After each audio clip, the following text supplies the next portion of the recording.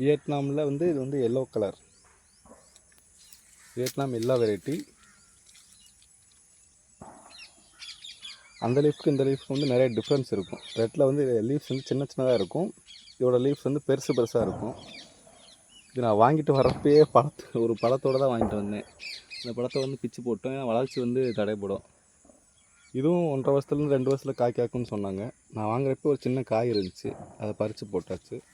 இதோட இலை சைஸ் பார்த்தா உங்களுக்கு தெரியும், நல்ல பெருசு பெருசாக இருக்கும், நல்ல க்ரீனிஷாக இருக்கும், ஒரு பார்க்குறதுக்கு நல்ல பெரிய பெரிய இலையாக இருக்கும். அந்த இலையை விட இது வந்து எல்லோ கலர், வியட்நாம் எல்லோ. இதுவும் நட்டு வச்சு 7 மாதம் ஆச்சு. நல்ல பராமரிப்பு தான் பராமரிச்சுக்கிட்டு இருக்கோம். மற்றவங்க சொல்லுவாங்க நட்டு வச்சு செத்துருச்சுன்னாங்க நிறையா பேர். ஆனால் நான் வச்சதுலேருந்து நல்லாவே இருக்குது, ஒரு சீரான வளர்ச்சி இருக்குது. டக்கு டக்குன்னு வளரல, ஒரு சீரான வளர்ச்சியில் இருக்குது.